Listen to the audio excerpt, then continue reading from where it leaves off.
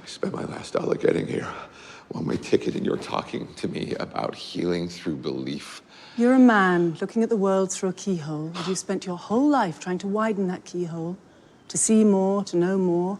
And now, on hearing that it can be widened in ways you can't imagine, you reject the possibility. No, I reject it because I do not believe in fairy tales about chakras or energy or the power of belief. There is no such thing as spirit. We are made of matter and nothing more. You're just another tiny, momentary speck within an indifferent universe. You think too little of yourself. Oh, you think you see through me, do you? Well, you don't.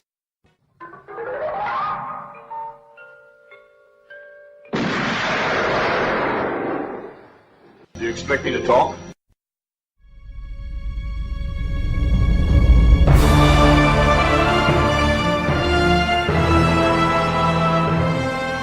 Hello and welcome to episode 136 of Do You Expect Us to Talk?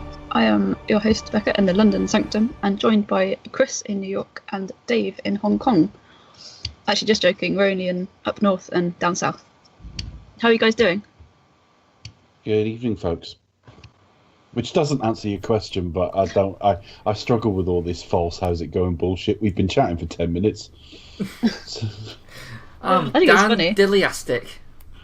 Yeah, no, I don't mind you asking. It's or should I say feeling magical? But I don't know how not to sound false when we do it, though. I am absolutely outstanding. Thank you. Oh, thank you so much. Yes. Yeah. I'm full of cold as well, so you have to excuse me sounding all snuffly. I tried to cough all the way through it down your ear holes. Well, just think now's the perfect time to record your blues album. Well, this is it. With my husky voice. Although I don't sound as sexy as Charlie Brigden, so... Nobody sounds as sexy as Charlie Brigden. No, he is the ultimate sexy voice. Apart from you, Dave, of course, but... Well, there is that. Well... Apart from me, kind of... Apart from you. took myself as a bit of a given, to be honest. You're being generous, really, weren't you? So it goes Dave, then Charlie, and then... Sorry, Chris, you're... Yeah, but we want Charlie to, we want Charlie to appear soon. So we got to like kiss his ass a little bit just in case he's listening. He's generally a legend, and obviously he became a Twitter moment. Generally a legend. Generally a legend. I think he's often specifically a legend. Quite so specifically. Anyway. A legend in his own lifetime. Yes. But yes, that was our attempt to discuss the mystic side of Marvel as we finally review Doctor Strange, starring a whole bunch of people with names I'm going to mangle, so excuse me. Benedict Cumberbatch. That's the number one, as I call him. Joe for Rachel McAdams, Tilda Swinton, Mads Mikkelsen, Michael Stuhlbarg, and Mira Sayal, who I totally forgot was in this film. The score by the amazing Michael J. Keano, written by John Spaihts, Scott Derrickson, and Stuart Cargill, directed by Scott Derrickson, and released 2016. We're getting closer and closer to Endgame. We are getting closer, although they sort of upped it to 3 films a year the following year. So just as we get close, they start throwing more roadblocks in the way. Yeah, they start getting further and further away. So, yeah, Infinity War, or not Infinity War, my apologies, Endgame will be, we think, episode 144. And obviously we're on 136, so we've still got 8 to go, folks. Do you want to cram them all in? Yeah, well, we should be recording in Endgame not that long after its release. We should be able to do it straight off cinema, so we will finish Marvel in one hit. We will. Until Spider-Man... Yeah, but finish is the Infinity Saga, as they're now going to call it. We will revisit Marvel once in a while and, do a couple of years worth or whatever. It's like as we do with Bond, because it's an ongoing series, isn't it? So hopefully... Difference with Bond is that will always be weekend of release, but then that's quite easy to arrange when they only do one film every Ice Age. Yeah, every millennia. But obviously with Marvel, I don't know that we're intending to sort of keep up. We'll revisit now and again. We will. This is a good place to leave it. We'll top up with like 2 or 3 or whatever we feel like at the time. Yeah, we'll do one a year and then it will be 3, or we'll do one every 2 years and it will be a little run of half a dozen or something.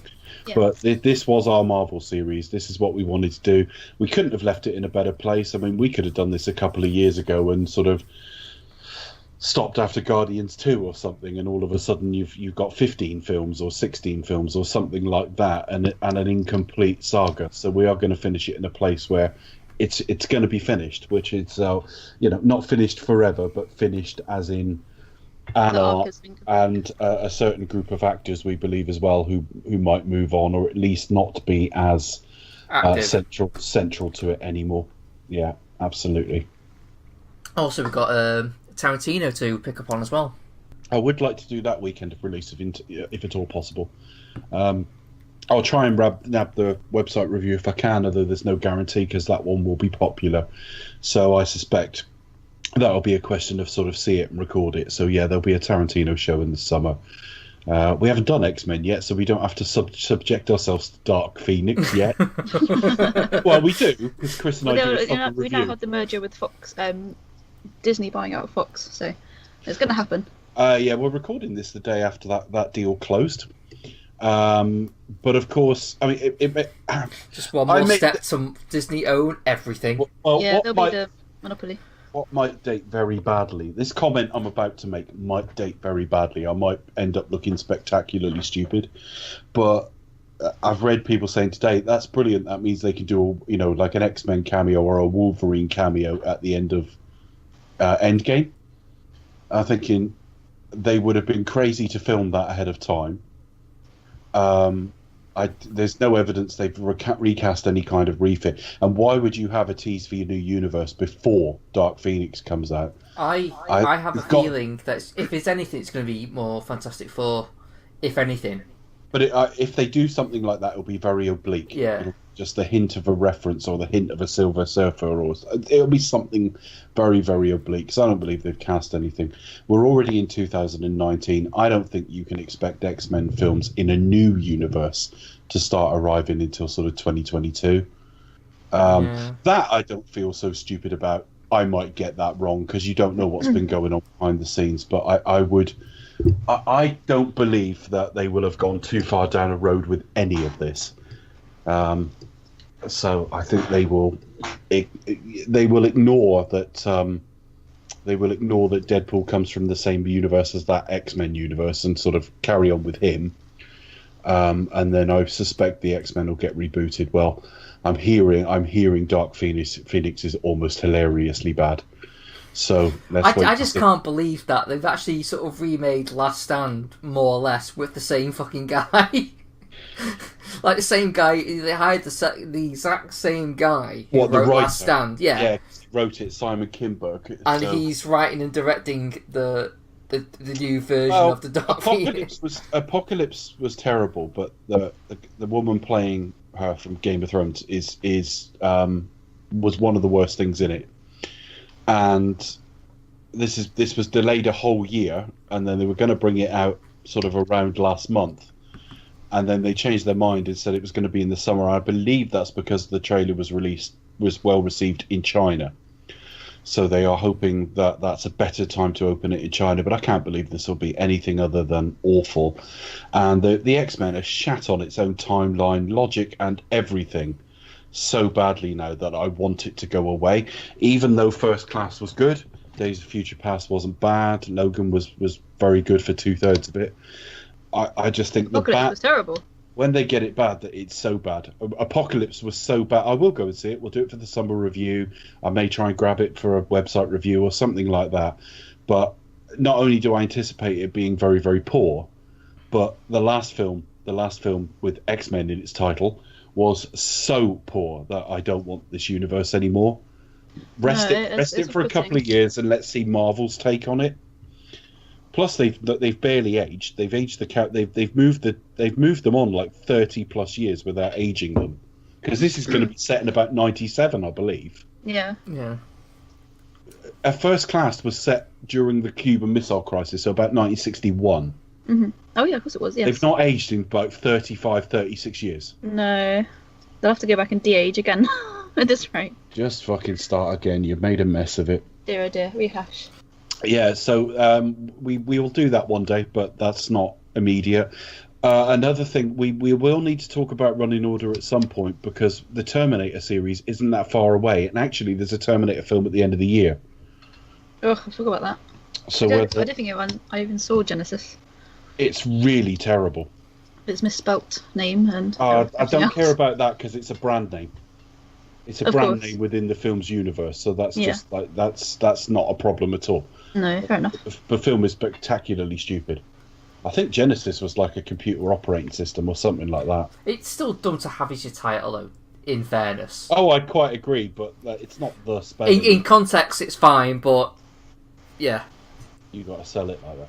The thing with the Terminator series is the first one's a masterpiece, the second one's overrated but good. The third one is like watchable. It's not terrible, it's watchable enough. Has a decent ending. You think, all right, fair enough. Let's end it Four there. and 4 and 5 are dreadful. So on balance, it'll be how does this one come out? Will it be if it's passable? Then that series will be okay to cover. If only for the fact I'll rant like fuck about a couple of them. Yeah. So that'll be fun in itself. So yeah, we're still talking Running Order coming up. We do know Mission Impossible is next though. Also, we have Mission Impossible. Is that Yes, Mission Impossible. It possible follows directly John from Wick? this. Yes, but we won't make the release. We will. Yeah. I suspect by the time we get to it, that'll be a few months, maybe even a year away. Although that can always change, but maybe we'll focus it. I mean, definitely Mission Impossible's next. Then we were talking about having a look at RoboCop, but I was hoping to time that with RoboCop Returns, and I've heard nothing since the announcement as to when that's actually happening. So the Neil Blomkamp, RoboCop Returns. yeah, Neil Blomkamp has been given it. Oh no. Right. Wow, what's wrong with Neil Blomkamp? Apart from his That's first, going to be interesting. well, his first film was great and nothing since. No, I kind of like his other films, even though. I didn't like Elysium, and I really hated Chappie. Is that because it was just an irritating side characters? I can't even remember. I don't want to slip into cliche. I was about to say I've done my best to forget it. I haven't done my best to do anything. Just I've given it a thought since I went. But I thought he started with an eye on. He's a little bit like Duncan Jones in that regard. The film he started with was so interesting that everything he's done since has come off as vaguely disappointing. Yeah. But if they're going to set it as a direct, bit like Terminator, it's going to be a direct sequel to like the first one. Okay. A bit like his idea for Alien was as well, where it was going to be straight after like 2. And Kind of similar to what they did with Halloween recently. Just yeah, ignore everything after the first one. With Terminator, it's the first 2. Yeah. Dark Fate's going to be a sequel to Terminator 2. So ignore the rest. But yeah, we'll figure out Running Order. But it's funny because we do chat offline quite a lot through Messenger and stuff, but we haven't talked Running Order very much at all. We've got one, we've got it sketched out, but whether we'll stick with it, I really don't know. I don't know what our plans are. I know that Mission Impossible, probably RoboCop. Then we were looking at maybe Fast and Furious. I'm not sure. We'll work on the Running Order. It may change. oh yeah, because you got Sean Hobbs, haven't you? Yeah, but again, once you get through a series, you'll probably miss its release. So, I don't know. We'll figure it out. Still got my Lethal Weapon box set. Lethal Weapons in the next like 5 or 6 series, but again, each series takes a while. Exactly. Yeah, it depends on. I just thought it was quite We funny. were originally going to do it next, but we all want to do Mission Impossible. Yeah, we kind of bumped it. And we all got a bit hard over the idea of doing RoboCop as well, so that jumped it. It's slowly moving down. Yeah, so we'll see. But yeah, I think that tells you something almost inadvertently about how I feel about this week's film. What, the fact that we spent about the past 10 minutes talking about anything but this film? This film inherently gives me a little bit of Marvel fatigue, I think. It won't last because Guardians 2 next and Spider-Man and Thor Ragnarok, some really great stuff to go actually. Phase 3's been actually very good, I think. But I didn't really get on with this film.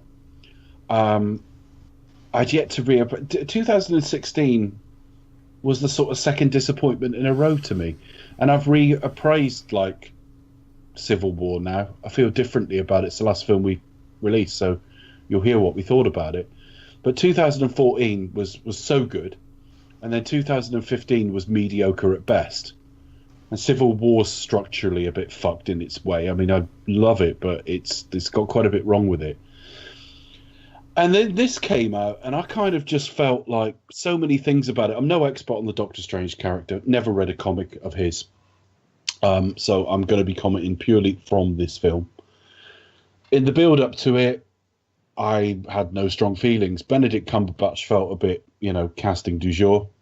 There was a stage of like putting him in anything, and also he's Sherlock by this point, isn't he? Pretty much, and he'd been Sherlock for about 5 years. Smaug. No, he'd been Sherlock for about 5 years. Yeah, he'd been previously. So. Sherlock had long since jumped the fucking shark. Definitely. But then they give it to Scott Derrickson, and I couldn't think. The Exorcism of Emily Rose was sticking in mind. He's got a big horror background, but apparently he was a big fan, and he spent his own money to really be here. So. Well, I doubt he spent his own money on this, and they're not going to. He really wanted the job. Yeah, but they're not going to. Oh, actually, I know what you're getting at. There's a scene he did a full sort of. It's like kind of proof of concept almost. Yeah, it's the hospital scene a bit later on, but the worry when I looked at his filmography was The Day the Earth Stood Still, the Keanu Reeves remake from 2008, which is epically stupid because everywhere in the world is in daylight at the same time, which is quite funny. It's one of those not very well thought through films that you put on Keanu Reeves and then make it quite a talky part, which is never a good idea. So that all concerned me, and I just thought, I don't know what they're, and then I don't know what they're going to do with this. And I didn't know much more than that. The writers I didn't know too much about, except John Spates made Prometheus, but again, he co-wrote it with Damon Lindelof, so I don't know who to blame there. But he hadn't done a lot before this, so that was the only thing that stuck out, and even the best filmmakers write something not so good. And then as for the film itself, because I'm going on a bit and I need to pass on to you two, but the film itself, just as a sort of headline level, I just thought was, bearing in mind I don't know the character, but it was a bit miscast in that Benedict Cumberbatch strikes me as having a shit American accent. Again, Americans tell me I'm wrong, tell me there are places people speak like that, but it just sounds that like British version of an accent where they lower their voice slightly and emphasise the R's way too much. And it doesn't really work, and I just think, well, just do a retcon in this universe and have him with his own accent or something. But I did think of that. I did think, well, would it really matter if he was just like? I don't know the character enough. Maybe there's something fundamentally American about him. Probably not. But then you have to think, well, what if all of a sudden you just made Spider-Man British? How different? What is it about him coming from Queens? Yeah, Queens, isn't he? Yeah. I don't know. I mean, certainly in the early part of this film, he is aggressively capitalist, although it's painted as, I think the film is trying to paint it as he's looking for interesting cases, but he's clearly into his money. He's got, I know there's a time motif, but he's got dozens of expensive watches and an expensive apartment and drives a fucking wankmobile. And it's totally, he's taken the cases that show. So, perfect example of every doctor I've known, really. For the avoidance, pretty much. For the avoidance, they're all loaded. For the avoidance of doubt, we're from a capitalist country as well, but one gets the feeling when we go to the United States, it's like on fucking speed there. that like money's all that fucking matters, and that's definitely like dialed into the DNA of the character in this film. But I just really struggled with it. I just struggled with. I don't know what this guy's skill set is. They sort of explain it a bit, but I don't know if I'm too dumb to get it or not paying enough attention.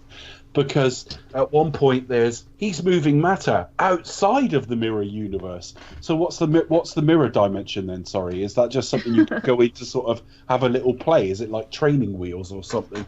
Yeah, then you've got do come apart, don't they? Then you've got they're told that these little things they create with their hands is matter and energy, drawn from elsewhere, other dimensions. But again, they're making these strange shapes with it, and I don't know if that's like almost like a hieroglyphic spell. I don't know if that's like. It's meant to be a mandala, isn't it? I think. I haven't got a fucking clue. Is the honest doubt, and I just feel that like whatever you put in front of Doctor Strange now, he'll just wave his hands around and sort it out. You know what I mean? I don't know. I don't quite understand his relationship to time. I don't quite understand his relationship to matter, to magic, to anything. I don't know what the boundaries of his skill set are, which means whatever you put in front of him, he may or may not wave his hands around and sort it out. And I don't like that. I don't like the fact that this film, taken on its own merits, I think is a bit sketchy in places. Bits of it work. I think there's elements of the Tilda Swinton character I really like. Elements of Benedict Wong's, portrayal, Chiwetel Ejiofor, all very good. Rachel McAdams, complete waste of fucking time. Needn't have the character in this film at all, really. But I've just never warmed to it. I watched it the other night, and I realised I think I've only seen it through a couple of times. Saw it on release, watched it again, can't warm to it. And that's almost end of story. And as we go through it, I'll be interested to see if I can sort of really hit on why. I don't know if I think it's the same sort of misfire. See, something like Iron Man 2, again, I'm so hard on that film because the first one was so good. I think you do grade on a bit of a curve. You go, well, no, hang on a minute. You've got a responsibility because you're following that. And something like, Thor: The Dark World is quite a mess. I don't know that I think this is a mess. I think maybe they sort of did the story they wanted to do. I don't know. But it's not wildly long. It's not telling a wild amount of story. The lead character's a fucking wanker, let's be honest. And I don't know what the guy's skill set is. And Kaecilius is an absolute waste of a very good actor. This is one of their worst villains, in my view. So, yeah, that's me as opening thoughts. Chris, what do you make of it? I was going to say, Becca, you go first. Oh dear, ladies first. I saw this film upon release, and I haven't seen it since, apart from watching it for this podcast. Again, it's one of those characters I literally knew nothing about, but unfortunately I'm a bit of a Cumberbatch fan, don't hate me. So I was like, I've got to be there. So you don't have to be a fan of everything. Sorry. No, we're not. We know what he's saying is you're fine to be a Cumberbatch fan, but it doesn't mean doesn't mean you have to like everything. Doesn't mean if you turn up opening night when he does a Domestos commercial. I'm Benedict Cumberbatch. My shitter is very clean. That's good to know. I mean, it's kind of the extent of this like fan culture on social media. It's like it's like you can just come up with an opinion. It's like I don't care too much about Benedict Cumberbatch, and you have some group of people go like, "How dare you? What the fuck are you on about? How dare you? How dare you not?" Oh, we're now at the point people won't even read it if it's got a certain star rating. Yeah, like I know Tony Black put like a review of the last Star Trek episode up, and he gave it 2 stars, and there are people who are going on 2 stars, pass. It's like. Fucking hell, really? Like, you have to be so secure in your own echo chamber. Benedict Cumberbatch is perfectly fine. I think he's got a ton of screen presence. I think in his own accent, he's very good. I think there's quite a bit of soul to him. He's got quite a classic fucking voice as well. There's lots to like about him. He's an experienced actor. I don't give a shit about that. He's just crap in this. Yeah, I must say, it's a bit... I mean, it's a very international film. You've got... Danish villain? I can't remember where he's from. Apologies. Lots of British actors doing American accents. A very international cast and crew. But at the same time, it's like I do totally buy him as Strange. But at the same time, it just his accent really does bug me. That is the main problem I have with this film. I mean, I can't do an American accent, but I kind of feel like you're not being paid to fucking do one. No. I do kind of feel it's literally like it's a typical thing of, a British actor trying to do a hokey American accent, and that's just what it sounds like to me. We're crap at it. Some like in The Americans, Welsh actor Matthew Rhys does a fantastic American accent. If I had not seen him before, fantastic to our ears. There's always that caveat. There's probably some Americans out there who think, oh no, that's rubbish. Most of he's living over there. With I was trying to pick just one that came to the top of my head. Just as an example of a British actor who does a good, he does it well. Some really good actors sound really poor to me. Kate Winslet sounds fucking rubbish at it as well. Mm-hmm. There's a few. They always use a slightly lower voice, like lower in tone, not lower in volume, and then really, really overemphasize R's, and it sounds bloody awful. It's the volume of my voice. Yeah, it's not volume, it's tone. No, they just kind of do it in pitch. They pitch it a little bit lower, don't they? So. Yeah. But no, just literally just as an actor who came to the front of my mind there, just be like to my ears. Sounds having. Well, what about the plot and the character though? I mean, all right, he stuffs the accent, but does the film? No, definitely, I'm a fan for sure. But yeah, this is one character I didn't know a lot about for example, he's a surgeon turned mystic arts. I remember reading an interview coming back to around the sort of time when this was released and saying that the mystic side of it is kind of what drew him to the character. I think he was the first choice for the role because of his interest. Like he does a lot of meditation and keeping calm and things like that, and it forms a big part of his life really. And that's one aspect that kind of drew me to it as well. But I kind of felt like I sort of left the cinema. He's just waving his arms around and doing magic. And going, oh look, I can make a pretty picture. Yeah. But yeah, no, it just kind of. It's one of those instances where I left the cinema and I was like, did I enjoy that? I don't know, but I kind of felt like I should have read the comics. There was a lot there that I kind of feel like you shouldn't have to kind of go in and you should be able to see a film blind, and you shouldn't have to feel like you're missing out on a big chunk of information. I want to know why is he doing that? Why are they going there? What's this about? What I need to know more about the lore behind this film. And I totally get your point, Dave, about the villain as well. I'm because he's fantastic. Anything that he does, I haven't seen him put a foot wrong. It is, I think, a bit stereotyped now, bless him. But at the same time, he put a good performance when you saw him on screen. But at the same time, they could have really done more with him. I was sort of reading into with Scott Derrickson saying that Kaecilius is the sort of villain who has, he's very kind of quite shrewd and he's got kind of airtight logic. And I was like, well, I get that, but at the same time, I don't feel kind of, if he's meant to be kind of like this snake-like, sort of slithery kind of villain as represented by his name, they could have done a little bit better. I'm just going to come out and say it. What I enjoyed most about this film were the visuals and the choreography. For me, it was kind of like Doctor Strange. Kung fu element of it, you mean? Yeah, really cool, definitely. Especially, I've got a fun fact about the martial arts side coming up at the end of the show, so stick around. And don't do any jumps and jumping.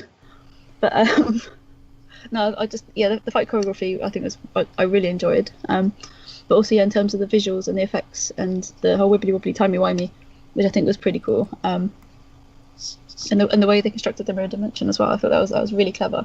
And I sort of think that without films like The Matrix and Inception, I don't think you'd be able to make this film without those kind of innovations and that kind of method of storytelling. I think this film would have perhaps been a bit further down the line, and had it not been for these two films and the time travel, like sci-fi, for example, I don't think they'd be able to have it all.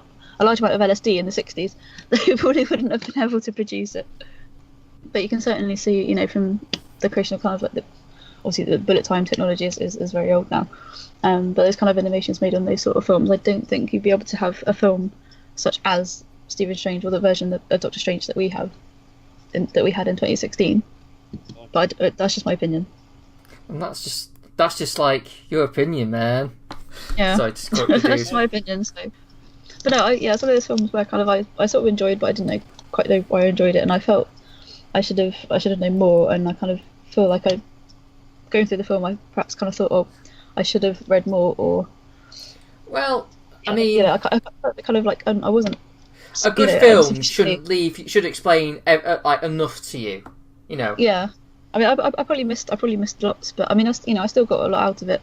I can follow along, see what's going on, but I kind of felt like, oh, I need to research this more. I need to find out more about that. Just because I'm not very unfamiliar with the character, unfortunately. Yeah. But no, it's very in terms of the visuals. I think it's the best we've seen. For me, it's the most aesthetically pleasing, and Cumberbatch in the title, so I'm happy. Okay. I do enjoy it. I enjoy my time, though I can understand why it's probably not everyone's favourite, or I understand why some people don't, like as Dave, just can't get on with it. In many ways, it is bog standard Marvel, but it's quite inventive in other ways. Yes, Cumberbatch does basically sound like House. Yeah, Hugh Laurie, that's the other one. Literally, he's come from the Hugh Laurie school of American accent. Yeah, so I think he just sort of as much as I love Hugh Laurie.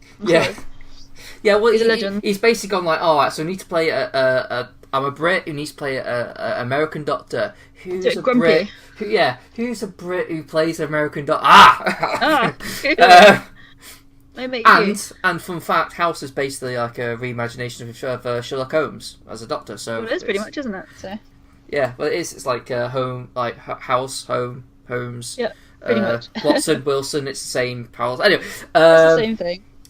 Yeah, all the same thing. Yeah, so there are things in it that I like. I will agree that the villain is wank. It's I mean, I was thinking about this. It's just like it's such a waste of Mads Mikkelsen. Like, you get him as a villain and you give him this. But at the same time, I was thinking, if you like had like, I don't know, Jai Courtney or something, just anyone, any bland actor, give him a role like this. Could we be like, actually, he wasn't too bad in this because he wasn't as asked to do much. You could, you've given it to Mads Mikkelsen, which is just like what. But yeah, it just doesn't suit it. I mean, he's a bit more intense. And I don't see anything in this character or anything that in this film that's gonna advance on any of that. He's quite internalized, though. Yeah, exactly. You think of his little shift where he's sat at the table, fucking terrified most of the time because it's all going wrong. It's what's going on behind his eyes and in his head.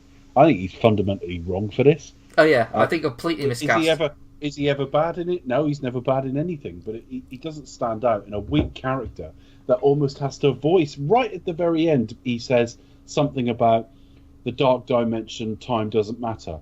And it's something to do with him being jealous about, like, Tilda Swinton's character, the Ancient One, being able to, like, live an unusually long life. And I'm thinking, are you just saying you want chaos? Are you just basically the Joker? I don't think his plan is thought through at all. I think they needed someone to come in and create a bit of chaos, and that's it. Well, what I understood he's kind of meant to be almost like the potential, the mirror image of or at least what they perceive Doctor Strange to be, because that's the reason why. Yeah, he's a student gone wrong. Yeah, yes. And he was kind of meant to have this kind of like, oh, this is what we fear you could be. So it's like, once like you accept this kind of arrogance and he sort of like he sees like the hypocrisy in some of things, and he goes, right, well, no, I want to take control of this myself, or I want to make a deal and last forever because all there is power, kind of thing. And he's basically just disillusioned. He just doesn't see. But anything interesting that could be in there, it's just like, well, it's just not advanced on. I don't get any parallel. The only good thing it's quite amusing, is the whole like, I'm strange. It's like, well, so was it? And you're Mr. Doctor. Mr. Doctor? Doctor Strange. No, it's strange. Possibly. Yeah, that bit is kind of funny. So, like, I just wish maybe that they could have, like, advanced a bit more joke, like, kept referring to him as a Mr. Doctor. Or something like that. Yeah.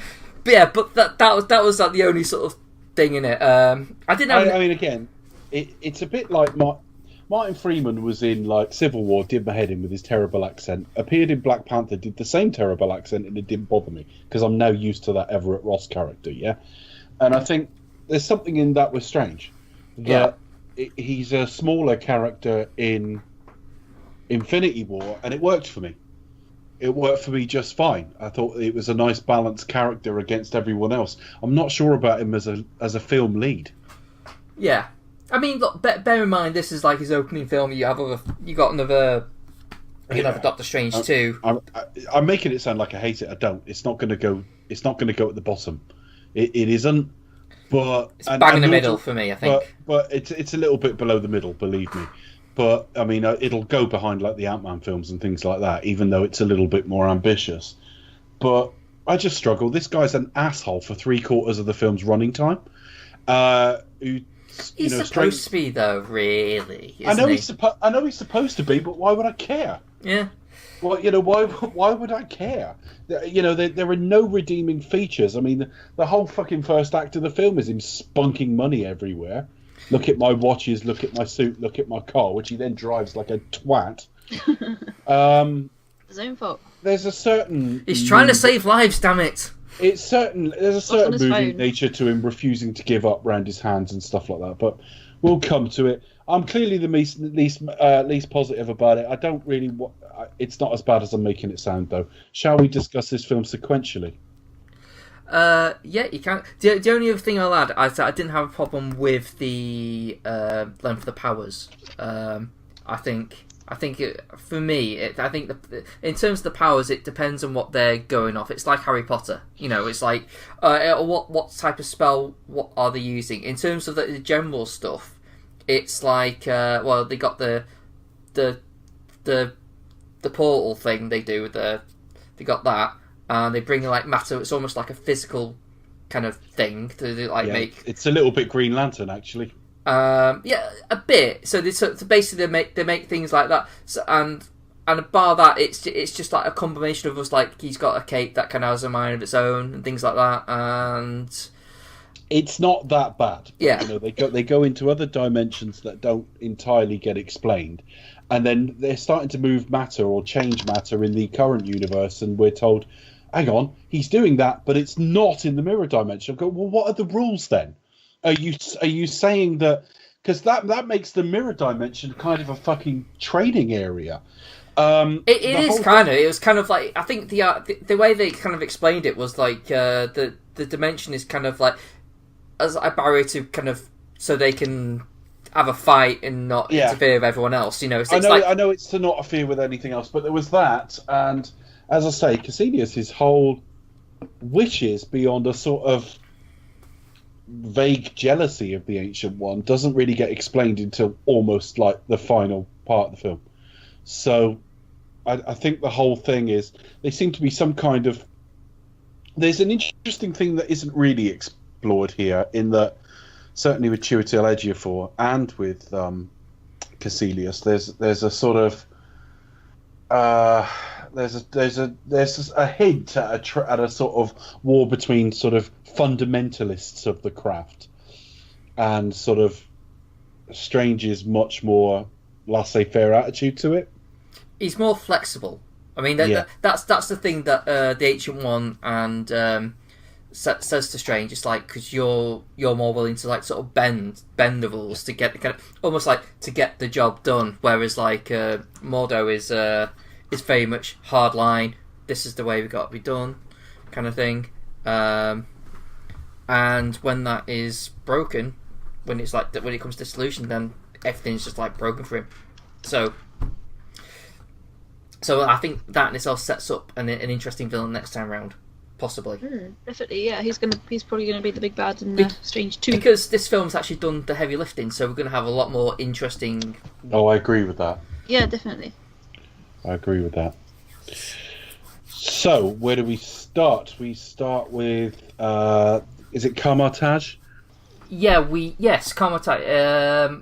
Basically, we see our non-character villain cut someone's head off, cut the librarian's head off, and still, and like. Oh, it's a bit grim. Well, we don't really see it. We see like a shadow of it and things like that. I know, but still, it's a bit. Yeah. And yes, then we kind of see we get our introduction to the Ancient One, even though we don't see her. Yeah, this was a gender and race change from the which I'm not going to go into the rights and wrongs of. Actually, I'm just pointing it out. This was a change. Long live sorcerer. No one knows how long she's lived, and she just basically teaches all the people who sort of come to Kamar-Taj. And then there's this library of sort of top secret spells, because that's all you need. Just a few pages. That's another thing. It's like they could be just looking through a cookery book at times in this. But yeah, he steals some pages. We don't know what that means at the moment, do we? No. He's just stolen some stuff he shouldn't. But we are sold there's threat there. Like, he shouldn't have that. Yeah. Don't they behead the librarian? They do, yeah. Yeah. Yeah. No problem with any of this. Nice. It's not. Yeah, but it all looks kind of interesting. It's got a nice, rich color palette. I quite like it. Stephen Strange, yes, he is working at a New York hospital with basically Rachel McAdams plays like an ex-lover of him who's a doctor. I think she works in the ER or something, because she is literally saving people, on the verge of death. And then you've got another doctor there played by Michael Stuhlbarg, who I still always think of as he was in Boardwalk Empire for quite a few years. Yeah. And also he could definitely do like a biopic of like Robin Williams or something. Yeah, he's got that look about him, hasn't he? He's got he's not a dead ringer. That, He's not a dead ringer, but he evokes him. And I think the first thing we see is that doctor that Stuhlbarg plays, whose name escapes me. Nick, something or other. He is about to sort of call that someone's dead or dying or something like that. And only Strange can spot, yes, he is dying, he's not dead. It's a poisoning off a bullet or something like that, and he's basically he's head of complicated surgery, isn't he? Yeah. Strange. This is just to prove he's a genius. Oh yeah, definitely. Very much so. I guess it works. Yeah, we understand he's a genius. I mean, you get also like the fact that he just knows a bunch of other like almost like a useless stuff, he's like there like saying, "Oh, you're incorrect about the year of that song, blah blah blah." And it's kind yeah, of they like, play music, which I find a cliche in itself. I'm sure surgeons actually do. Yeah, they do. If they're doing 10 hours of surgery, I can't imagine they stand there in total silence, apart from going swab, So I don't have a problem with it, but as it's presented in film, it plays as a cliche. It is a little bit. Even though it's true, it plays as a cliche. And part of me is like, shouldn't you be concentrating on your operation? Yeah, but they're arguing over a piece of music. I think it may be the one music I put on the trailer to this. I can't remember now. Yeah. It's generally to suggest that he's a bit of a know-it-all. Obviously, he's a clever individual. Because it was something to do with an early release or a reissue or something like that. Like the other guy would be right if he just looked on Wikipedia or something. But yeah, so that's where we are at the moment. Yeah, so he kind of saves this other guy who's had like a bullet in the head, and they're basically about to harvest his organs, and he. That's right, yeah. And she thinks, no, I don't think that's right, and goes to Strange, and he goes, yeah, I agree, and explains why, and then goes and sort of performs the surgery. Yeah. My first thought was like, this escalated quickly. You were about like 8 minutes into the film or something. Yeah. But one thing they strike me though is like when they like do the whole, when you see like them and notify the family that they've saved his life, whatever, and they all like hug the doctors. He's kind of a bit like, I'm not sure what to do here. Yeah, and I'm not quite sure how warm they want to portray this character. I mean. Yeah. At times he comes off almost a bit autistic savant, you know what I mean? But anyway, he's clearly had relationships because obviously Rachel McAdams is there. Yeah. And so that's all. She's kind of wasted in this, but... No, she's a good actress, but I kind of feel like he didn't really need like a love interest, or... It's just basically, they should just be called, I mean... female foil or something like that, and it's just like... Yeah, it was basically that, but with... I think they wanted a love interest, but not a love interest. I don't know. It might be set up for future films. So yeah, I mean, it doesn't. After all that, it doesn't actually take that long. I mean, wasted though she is, it doesn't take that long to get to the car accident, does it? No, because he's going off to some sort of talk or something. He invites her. Yeah. Yeah. Even that's a bit conceited. I mean, we appreciate in real life we might need accompaniment to things. Because it's a +1 kind of thing, but at the same time, it's come and listen to me speak about how great I am and how great things. You know what I mean? Yeah, I mean he is trying to. I think he's still trying to bang her. But, trying being the word. Graceful behaviour. Well, yeah, I mean he's clearly in this kind of like just trying to flirt with her, even though like the past relationships kind of thing and.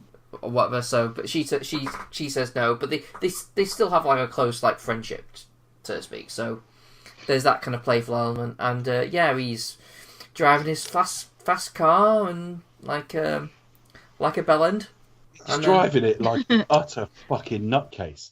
Because I'm assuming this is largely CG rather than stunt driving. Do you know what I mean? Mm-hmm. And they've overdone it. It's like you wouldn't drive like that unless you had a fucking death wish.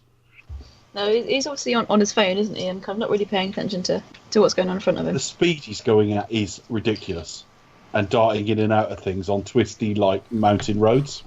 What amazes me as well, obviously, if he's living in New York, it just amazes me how quickly he's able to get out of his building and not hit traffic. Yeah. In my experience of you know, I obviously, I'm not sure which part of the city he lives in, but just in my experience of visiting there once or twice, very minimal experience, it's always chock full. Obviously, it's very late at night, so. But I was just like, wow. Well, if it's some black tie after dinner event, he's probably got to be there for whatever the food is. It won't be that late. It's not going to be kicking off at like 1:30 in the morning or something. No, but you know what I mean. It'll be obviously after tea time. So I was after tea time. Would you like tea to join me? It's after tea time. Yeah. I'm just struggling. I'm just struggling thinking about someone saying tea time in an American accent. It wouldn't happen. It doesn't happen. Can you get here for tea time? For tea time? Damn it, what time is tea time? Fuck that. But by the way, that American accent's still better than Cumberbatch's. And anyway. Spot on, young man. It will forever be better than Cumberbatch's, for sure. No, I'm joking, of course. He's a seasoned actor, don't you? Yeah, so he has his car crash. And I had... Instantly, I think even at the time, on first release, I kind of thought, this is a bit like Dr. Drake Moray, isn't it? The only man who would have saved him was me. They actually said the line, because it was... I couldn't remember whether they did, because they said it was just too complicated, no one could have saved you, and he actually says, I would, yeah. I would, or I could, and I just thought, you had to fucking say it, didn't you? That afternoon he's going to be delivering twins, but only one of them is his. You know what I mean? It's totally Dr. Drake Moray. So yeah, when films are inadvertently funny like that, it's kind of entertaining, and I'll take any laughs in this where I can get them. But yeah, that was like silly. So his hands are pretty mashed. It does play to his arrogance, though. It does. Yeah, I could have. It's like, hang on a minute, let them explain what's happened to you first. Doesn't he explain? He knows exactly. So, but anyway. Yeah, the accident does show you how it all happens in kind of slow motion, shows you everything closing in around his hands. And then it's kind of the most depressing montage really in the world as he goes around different things, trying different solutions, and none of it working. Yeah, he's going... He does physio. Yeah, he's going through physio, and he hears about this one guy he was crippled for life and managed to sort of walk, and he kind of convinces the guy to like, oh, give him his name, want to track him down, and it's Benjamin Bratt. Yes, Benjamin Bratt. What's he best known for apart from doing Talisa Soto? I would say dating Talisa Soto. He's married to her now. Miss Congeniality. Right. Okay. I've seen him in various things, but I can't actually think what is his signature role. Yeah, he's just a guy who's just turned up in stuff. Yeah. Just a guy in films, you know. No, he's a bit of a sort of character actor as well, isn't he? So. What character does he play? Is it Benjamin Bratt? Benjamin Bratt, yeah. So versatile. I'm trying to think. That's just my personal opinion of him. Catwoman. Oh, was it? I was gonna say, wasn't he associated with Halle Berry at some point? Probably through Catwoman. No, that film is terrible. Oh my god. Julia Roberts for a period of time. He was in Demolition Man. I don't remember that. He was Sandra Bullock's partner. Right. Okay. Or yeah, in the words of Further Ted, not my sexual partner. Yeah. I think we'll have to do a season on like 90s action movies. That'd be pretty cool. Yeah. Cheesy films that they don't make it anymore. Yeah, how to pick something less in Dave's wheelhouse. Fucking cliffhanger. Yeah. Would that be on par with all the westerns? I don't know. I'm happy to do some westerns, but even then we're going to stop at 3 or 4. Yeah, okay, so Benjamin Bratt is someone he sort of comes across who's been healed because he's someone who he's having this surgery where he's doing he's having this treatment where he's doing the physio and trying to stretch out his hands and all that sort of thing. And he says, "Has this ever worked for anyone?" And they said, "Well, once." And they talk about this guy who stopped sort of coming in, and when they found him, he was walking. Yeah, he walked past him on the street. It was like, what? And I don't know if we know it's Benjamin Bratt at this stage. I think it is. Yeah, we do, because he's playing like basketball. And the fact is, Benjamin Bratt, he's just famous enough that tells you there's more to this. And he gets. Yeah, they wouldn't cast just anybody. And the next bit's really funny, because he says, you need to go to, is it Kathmandu? Yeah. He says, you need to go to Kathmandu, right? And then he basically, Kamar-Taj, right? But he gives him I don't know how big Kathmandu is, because he tells him nothing more than that. So he finds it right away. He goes, right, I'm looking it up. Kathmandu has a population of around 1 million people. So it's like going to Birmingham or something. Someone says, you got to go to Birmingham and look for this place, right? But it isn't like the town hall or something. It's just some place there. And you arrive in Birmingham, walk out of the station and start going, Kamar-Taj? And that's it. Well, how else would you find it? This man is a fucking genius, and that's the best he can think to do. I know it works, but it's silly and it's funny. He's gone to a city of 1 million people and just started saying the name of the place. Well, this is movie logic here. I mean, like, I can't imagine him giving like detailed. Right, you walk down this avenue, then you turn a left, turn a right in the script. You know what I mean? It wouldn't quite work. I mean, I get what you're saying, and that's probably true to real life. It's probably I just think almost don't show that until he's almost found by Mordo. Yeah. So, you know what I mean? I just think they spent too long going, you need to go there. He goes there and just wanders around aimlessly, looking as homeless as it's possible to look as well. Doesn't even smarten himself up a bit.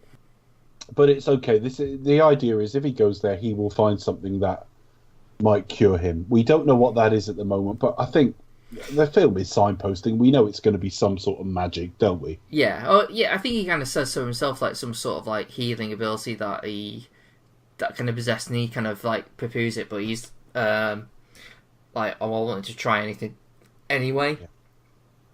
So he goes there. Yeah. He encounters muggers, and haven't you know it, someone beats the muggers up for him. That sort of stuff's kind of cliched, but yeah. Yeah. It's like it's almost like, storytelling, 101, isn't it? Really. And it's like, well, wouldn't you know it? It's exactly the people he's looking for.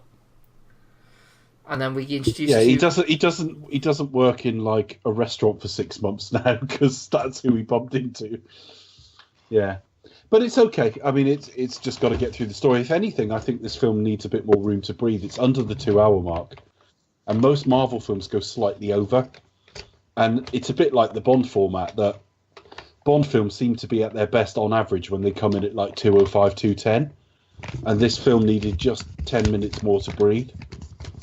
I just thought we were rushing through this. I can't remember. I did do a time check at one point, and I thought, this is getting silly. We're flying through this. We're flying through the story without flying through the time, really. But then, yeah, so he meets the Ancient One, basically Tilda Swinton's character, who gives him a little demonstration by showing him bits of 2001: A Space Odyssey and a disco. Yeah, I did like it, to be fair. It was like kind of like I liked it too, actually. Yeah. Making fun of it's it, a I good liked it sequence. too. Yeah. It's just this idea that you have a physical body and you have an astral body, I think she said. Yeah. And she literally punches him into next Tuesday. She punches him out of his own body. So later on in the film, we see his physical body can rest while the astral version can read a book and study. So he can suddenly study round the clock. I fucking wish I had that. Jesus Christ. That'd be really handy for you as you complete your qualification. It'll be generally good for me anyway. I can get other shit done while I'm sleeping. I don't know how that works, because you do need dreams to stop you going mad and things like that. But anyway, She showed. Yeah, The she reading shows is him. the dream, Dave. Okay.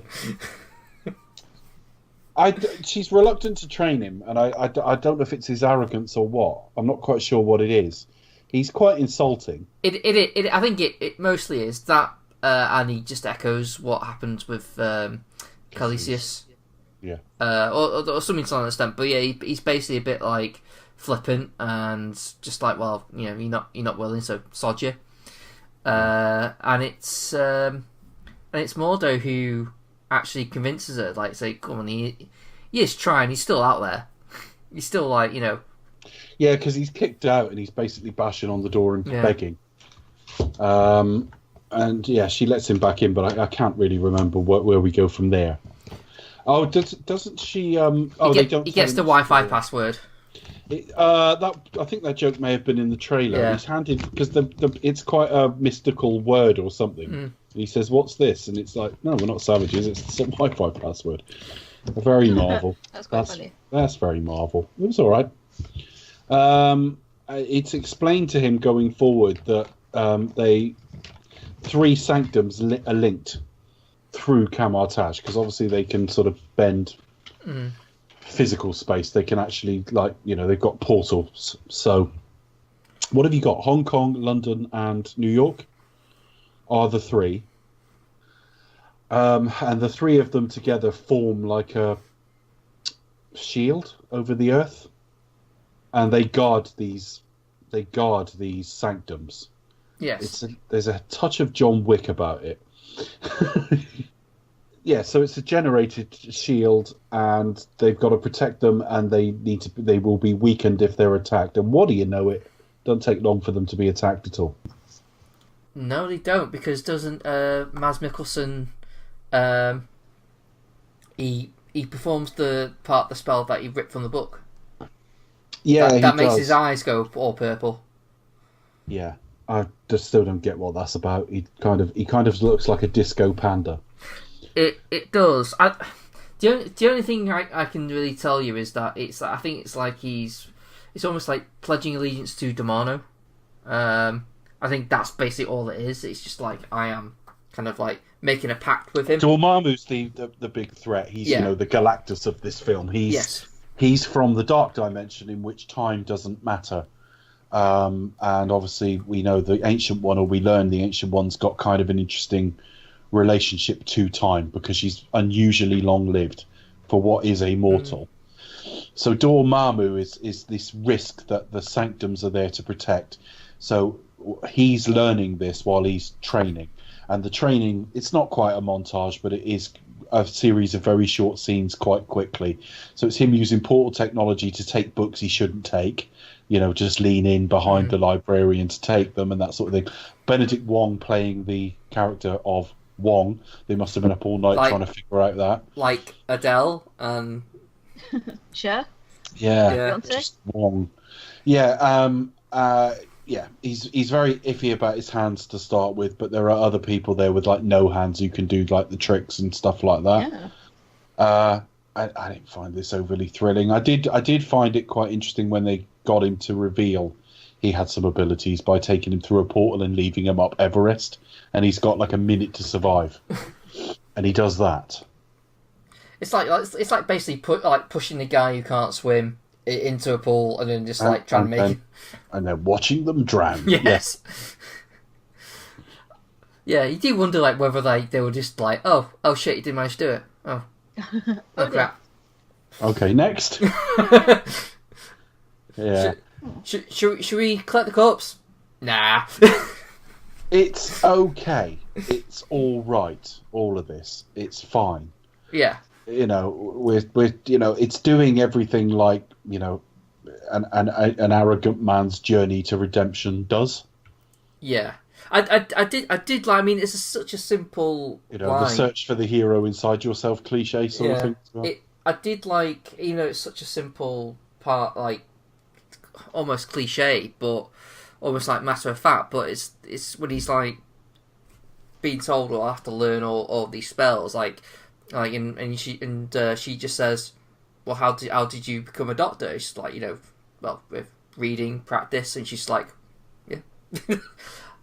that I liked. I mean, that was probably it is a little bit. Yeah, he actually realised to crack the code. The skill set is just there might be. It's actually just work. Yeah, like anything else, and that kind of jars with Thor almost. Magic is science we don't understand yet, and that's what it is here. It can be studied like any of the sciences he studied in becoming a doctor. Yeah. So there's an internal consistency in Marvel there. Yeah. But it would do like same as anything is if you're gonna like fine tune anything. Even like if you were to believe in things like that, like the power of the mind and things like it would involve study and practice. Absolutely. But I guess the two running points leading up to Kaecilius actually attacking, because the stolen pages are contacting Dormammu and all the rest of it. But he destroys one of the sanctums, or at least attacks one of the sanctums. I think he attacks London quite early. I think it's New York where he attacks runs into shit. The two running points as we get to that are the Eye of Agamotto. He's kind of told not to touch it. It's got a time gem in it. It's got the time stone in it, basically. So we see all of that in Infinity War, and that's kind of they guard it. They guard the time stone. The other thing is his lack of a. What's the word for it? It's not a touchstone. It's an artifact. They've all seemed to have an artifact that sort of selects them. Yes. With Strange, it turns out to be the cloak, which we find out when he does. Yeah. So again, is that a bit Harry Potter with the wand? Possibly. I mean, kind of. It's hard for me to really say because I don't know what's in the comics and not. Do you know what I mean? Yeah, so, again, I can't sort of really. I can't really comment because I've not read the comics, unfortunately. I mean, forget the comics. Then talk about what the film's presenting us with. You shouldn't have to read a comic. No. But it could say if it's kind of Harry Potter, it's like, well, this would probably predate Harry Potter. So I don't, do you know what I mean? To be fair, no, I wasn't. No, hang on a minute. I wasn't suggesting it had ripped him off. I was saying, no. Is it the same basic principle that? It'll be similar. I mean, it's magic, isn't it? Kind of relationship. It's something that kind of that chooses you instead of you choosing it. So, or it's been imbued with. So a bit like going to get a dog or a cat or something. It has to choose you. It's got to be a mutually exclusive thing. All right. It's like soulmates. Yeah. There you are. That's probably the best pragmatic way to put it. Although I do like the comedy elements of the cape. Obviously, having seen The Incredibles with like Edna Mode being like no cape. We haven't got to it yet. It's just the point that this is all trailed. That the eye will be a thing, and at some point he will have to find his artifact, whatever it is. I don't remember the London Sanctum attack. I remember the New York one. When does the London one happen? I remember it happening because they were down to 2. It's quite early on, isn't it? They say, the London Sanctum has fallen, and then the only one remains New York and Hong Kong. So they do attack New York. And Strange is still not the complete article at this point, is he? He gets his cloak, the Cloak of Levitation, which chooses him while he's there. And he's putting them through windows into different parts of the world and everything, isn't he? Trying to create a window on the world, as it were. Yeah, there's a little bit of the Dark World in it, where they were going through like portals to different places and stuff, although it is all Earth, or I think it is anyway. Where do we go from there? Well, we have Strange being warned about breaking the laws of nature, which is kind of what Mordo is strongly set upon. It's like, no, these are the laws you don't break, and while we later turn out that the Ancient One is kind of playing a little bit shifty with it, but it's not all as she seems. Yeah. He announces that. I don't know how he knows it, but he works out that she's using the dark dimension. She's drawing her power from elsewhere. Yeah, to have a long life. And of course, she can play with time to a degree as well, in that we find out later she's already seen her death, or she already sees where time stops for her, which implies her death. I'd probably argue that Swinton has the same sort of powers, because like throughout her film career, she doesn't age. She looks the same. She's got this amazing set of genes where it's just like she just looks the same whatever she does. She wasn't fantastic, a bit like Patrick Stewart. She wasn't fantastically youthful looking in the first place. She just had kind of she's always looked like a middle-aged woman. Oh no, I think she does look youthful. She's kind of, you know, Oh, I got don't. cheekbones, she's got a I good don't. complexion. She's nearly 60 and She she looks. always looks glamorous, whatever she does. I wouldn't say she's glamorous either. I've never seen her in a film where I've thought how glamorous. I'm not doing her down there. I'm just saying that's not the quality she gives off to me. She'll very constantly. ethereal, very otherworldly. She's actually quite androgynous. Yeah, She's very otherworldly as well. She can't. Yeah, I think it's one of the reasons why she actually suits this role a lot. Yeah, she really does, definitely. I think she suits the role as written. I'm not. Yeah. Please, anyone listening, think I'm having a go at her, or I'm saying she's ugly or ancient or anything like that. She's got a slightly androgynous quality to her. Yeah, definitely. And I'm not saying that's incompatible with elegance. I'm really not saying that.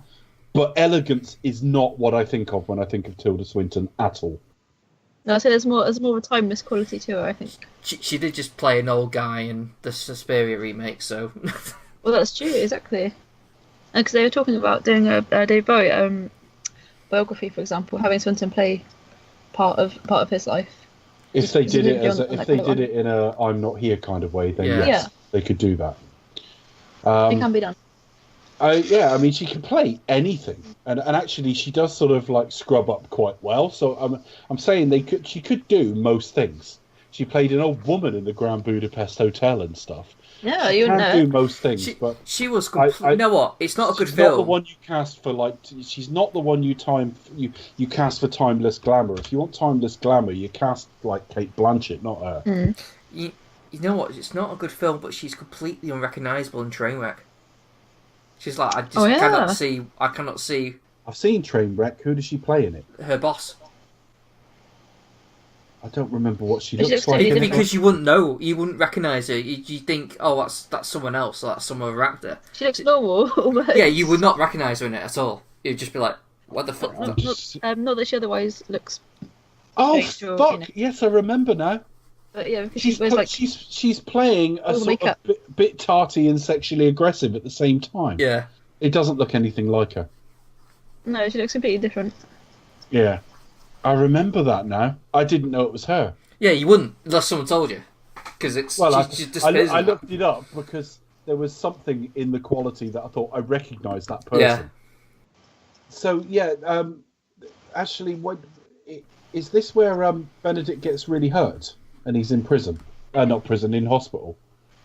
His body gets no, because okay, so that's in the New York attack, isn't it? Yeah, so we had the London attack and yeah, where we were to is like he destroys the London sack zone with and then he attacks New York, and yeah, he kind of shows up just in time as he's killing the other fellow who's protecting it. Yeah. And then you have like the fight with him and his two cohorts. The astral fight. So you've got Rachel McAdams trying to save the body while the spirits are fighting. Yeah. There is a link between. It's not completely disembodied because she actually uses defibrillators to actually supercharge the spirit as well. Yeah. By shocking the body, so it is linked. This was what Scott Derrickson got written and properly storyboarded for his pitch for this film.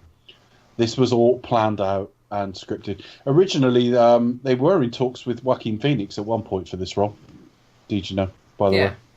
Oh, never knew but that. the first thing, a bit like Daniel Craig, if they're to be believed, the first one to mind was the guy we ended up with, but they went through other options first. I suppose it's a little bit like Michael J. Fox in Back to the Future. Wanted, couldn't get him, went with somebody else when that didn't work out. Although it's not like Eric Stoltz because Joaquin Phoenix didn't take the role; they didn't get that far. But yeah, it could have been. There were a couple of other people in the frame for this, and I can't remember who else. There were a couple of others named. I'm just going to see if I can find out casting in a minute. I'll look for that. But that's probably one of the big set pieces of the film, isn't it? The astral projection. Yeah, part. I mean there isn't actually a lot of action in there really. It wouldn't suit. No, it wouldn't. So this is kind of like your first real proper fight sequence, so to speak. Yeah. But it's a cool idea of him it's like two ghosts fighting each other. Yeah, that was the other thing. It was Tom Hardy and Jared Leto. That's just Tom Hardy. I cannot see in this role. Leto maybe, because Leto can do most things. I don't particularly Not like Joker. the guy. Well, no, his take on the Joker. Yeah, but I mean, the fact is, he can change his physical shape quite a lot, and he can play different ages as well. So I'm not saying he would have been my choice or a good choice, but like he's the one of those two that I go, well, if you've got to have one of those, you have him. Tom Hardy may be the better actor, but I can't see little squat Tom Hardy as Doctor Strange. Doesn't work. No. How does the Ancient One end up sort of talking to his astral projection then? How does she get hurt? She gets taken in at some point. Basically, Does she turn up in person? Kaecilius? Yes, because they have a big confrontation. Because I'm trying to remember that. But there's another sequence after this when Mordo gets involved, and then there's a sequence with them where they trying to trap Kaecilius and the rest of his goons in this like other dimension, and realise actually no, because he's drawing on dark energy, he's actually more powerful here. And it's like you've just basically just sort of killed us, and then H1 sort of steps in, and it's from that sequence that she ends up like getting killed. Oh, killish. Quite a nice sequence though. She talks to him, and he is taking her to task for what she's done and all the rest of it, and he's just it is kind of the passing of the torch, because I think she does talk to him about like his inherent ability and things like that. Yeah, he sort of does. Does he eventually become? Oh, what is it? The Sorcerer Supreme. Yes. Eventually. Eventually. Yeah. Not in this film though, but but hopefully in the sequel. Yeah, he runs a sanctum in the later ones, doesn't he? He does. But yeah, you have the conversation where she basically sort of says like, no, you need to sort of like let go. It's not all about you. That's the thing you're missing. There's bigger elements that evolve on here. And she also explains like the fact that the reason why he's useful, the fact that he's flexible, and why it's good balance for Mordo, because he's quite rigid. So you need both his skills. That's it. Yeah, you need both your abilities. And again, it's that slight hint that isn't covered that well: fundamentalists versus, kind of people living with the reality of how these things evolve over time. Yeah, it's okay, which is kind of what I think about a lot of this film. But that sequence is actually fairly good. Where do they go from there? They go to Hong Kong. Oh no, hang on. Yeah, we can't do that anymore. We didn't get that for London at all, did we? No, I didn't get. And then when he go to New York, he didn't have. And cut to Washington DC, like. Star Spangled Banner. That was a bit Alan Partridge then, because he was very Alan Partridge. He was half a key too high. So he was I do words. Every time. Just okay. You get the general idea. Good old Partridge. But now, so now we have the We're in sequence. Act 3 now already. Yeah. I mean, basically what we've not mentioned is that he's actually now has the time stone, and he's figured out how to use it, and even though he's been warned not to use it. Time means nothing, so if he traps him in time, theoretically he can win. That's what it is. So you've got Wong dead at the start, although he doesn't stay dead. The Sanctum destroyed. The Dark Dimension is sort of engulfing the planet. Again, the planet's almost being eaten by it. It's just completely dominating the sky. Looks a little bit... Whenever you see sort of bits in the film about Infinity Stones, it's got that kind of colour palette. And what he does is basically fly up into... He reverses the time to save them all. Now, he can just basically play with the top. We see this earlier in the film where he decomposes and reconstitutes an apple. So the storytelling's not that bad. They did sort of demonstrate how this thing works, and it is almost like moving the hands of a clock. As he sort of moves it one way, it does one thing. As he sort of spins it back the other, And it's almost like operating a sort of click wheel on the very old iPods and stuff. That's almost the sort of motion he's doing with it. So he rewinds to undo all that damage and then jumps straight into this sort of dark dimension to meet Dormammu. I thought, I tell you, I do like this end sequence because for years we were complaining, all right, another blue beam shooting at the sky, another city getting destroyed. This kind of got, all right, we'll do the city getting destroyed, but we'll do it in reverse this time round. And it kind of went, oh, well, that's a bit different. Yeah, it's done in a really clever way, and it's a way that's sort of strikingly visual as well. But it doesn't. That's really what I like about this effect. Is anything where that it takes you out of the film, like, oh, look at the costumes, oh, look at the makeup, oh, look at the visuals, but it doesn't take you out of the world of the film, if that makes sense. Yeah. It's done in a really stylish way. And again, it is very, for me, it's very Inception, it's very Matrix, but it still looks stylish, and it still, it still has a look all of its own. Like, this is very uniquely Doctor Strange, I will say. It's still got a visual style, all of its very own. I guess I kind of feel, and I'm not, because it bores me when you get pseudo intellectuals, normally kids or students or something, people who haven't yet people who think they're that smart, but they're not. But they're not, or they haven't learned there's other opinions and other types of films as well. That not everything. I've seen. I saw a thread on Blade Runner 2049 the other day, and literally somebody said I couldn't warm to it, and the replies were like, "You obviously aren't smart enough to appreciate." You know what I mean? And you get a lot of the Marvel universe is cookie cutter and all the rest of it. And actually, I don't think that's entirely true. There's an element of formula to it that we pointed out with a forthcoming review of Captain Marvel, because we've recorded it ahead of time. We're not negative about that film particularly, but we talk about how Hugh's close to a formula. But having just said all that, because I don't want to be accused of any kind of snobbery, I'm not sure Doctor Strange is quite the right character for this production line. I think this almost needed a really sort of batshit off-the-wall director-led vision, rather than what can we get away with to get Strange into the universe. And I know what you mean there. I feel like we're rushing through beats in it because they don't make a lot of sense, or they make a kind of sense, but they would take some explaining properly. Yeah. So it's just get through it; it'll be fine. The whole Dark Dimension stuff. I mean, Dormammu. We don't know what Dormammu is. We just know he's from that dimension. So what is this massive being? It's got a face and it's speaking with kind of the voice of Benedict mixed with a different voice. So I don't know if he's trying to mimic humanity.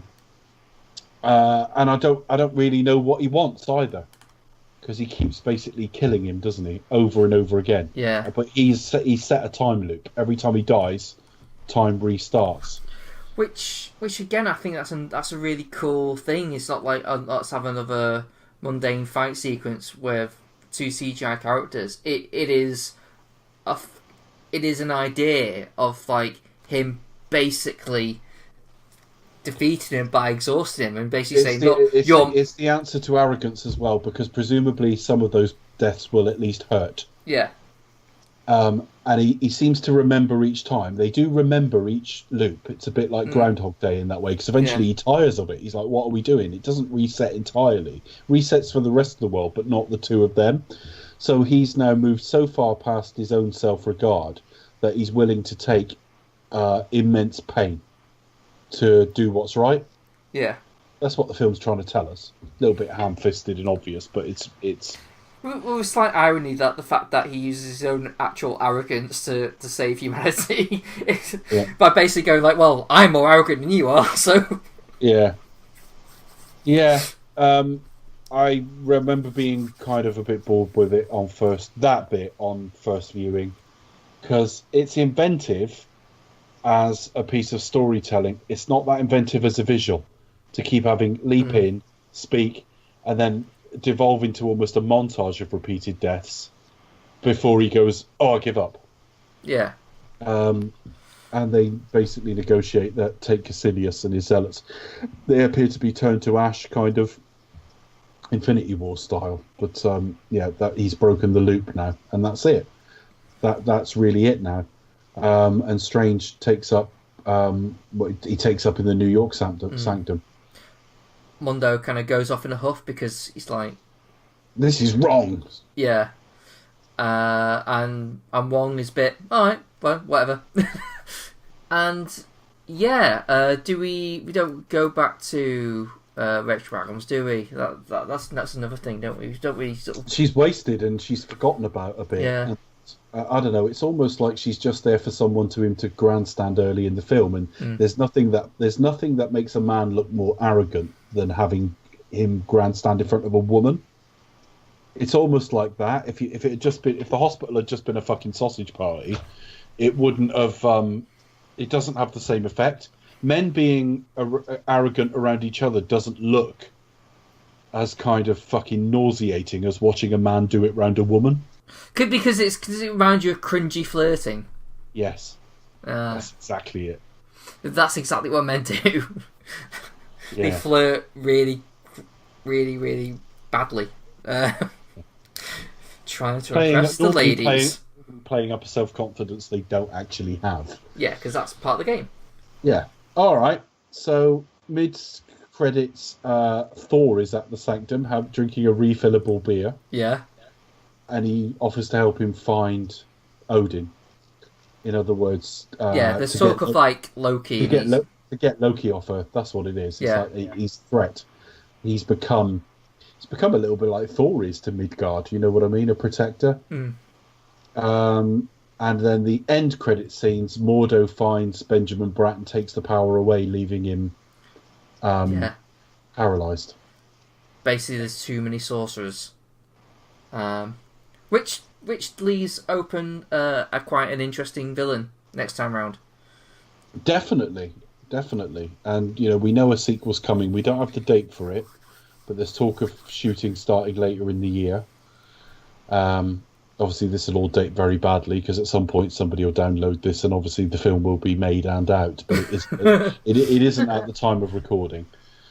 And I think because I said most at the start, so I'll definitely say least at the end in terms of final thoughts. As you talk through it, you do go, "That's an impressive idea." Yeah. Loop in time, literally taking death over and over again to exhaust. That's. When you're that arrogant early in the film, it almost has to be that level of redemption as well. But there's wasted characters in this. They could have done more with Mordo, but again, they're probably setting it up for next time. Rachel McAdams wasted. I can't remember the character's name without looking. That tells you quite a lot. Michael Stuhlbarg's quite a talented and well-known actor to be wasted like that as well. For 2/3, even 3/4 of the film, he's insufferably arrogant. It's not Tony Stark being Iron Man 1 Tony Stark. Being a bit of a dick, but you know that there's who's worse, Doctor Strange or Iron Man 2 Tony Stark? On balance, probably Strange because it's the whole film, whereas Tony, it's 2 or 3 scenes really. I haven't really thought about it, is the honest answer, so I may disagree with this answer almost immediately, but my first thought is he's such a dickhead in that courtroom at the start, or hearing, and at his party and all the rest of it, that you just go, this is so bad, but it's not consistent from one scene to the next, because in another scene he'll be like scared of his own death or his illness or whatever, or trying to like see some love in his dad's eyes on a video, or trying to build something that to like help the world. I don't see the point of Strange for 3/4 of this film. His whole mission is about saving his hands anyway, so it is all about him. Before his accident, he's really got no interest in helping people, and I just think like there's pushing. You've got to get closer to the line. If there's a line you step over where your behaviour's now too much, you're supposed to just step over it, not like piss past it. And I use the driving as an example. That driving is so far over the top that it makes it not relatable. Because nobody I would ever understand or relate to would ever drive like that. That's just like too much. It's not a bit too fast and a bit reckless and not concentrating. It's ridiculously fast and ridiculously arrogant and ridiculously rude to everybody and ridiculously full of himself and ridiculously derogatory to like spiritual forms and stuff he doesn't understand.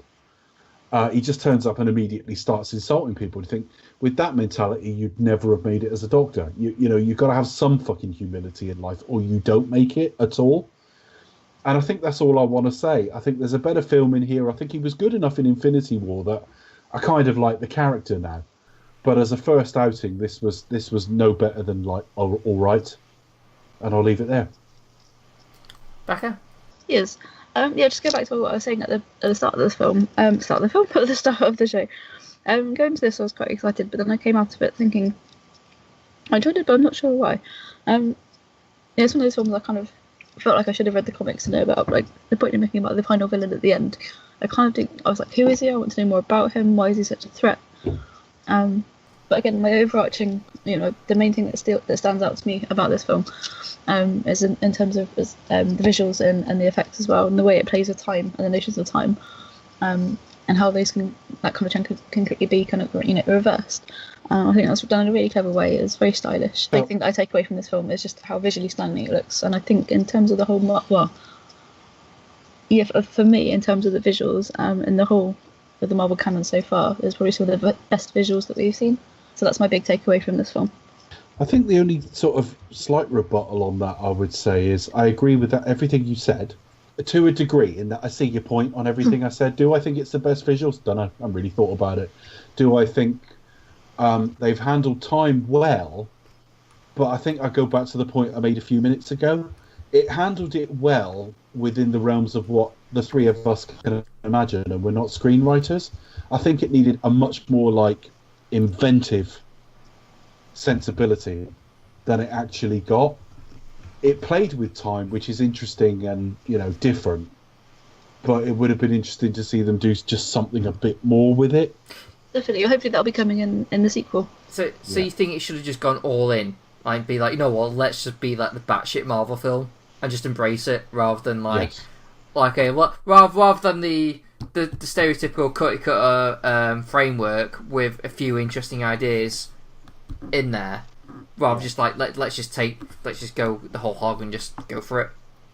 Yeah, I mean, there's every chance I'd have been sat here being even more negative about it, to be honest. I don't really know. I just know that it's tried to do something different, but what it's trying to do different is kind of superficial.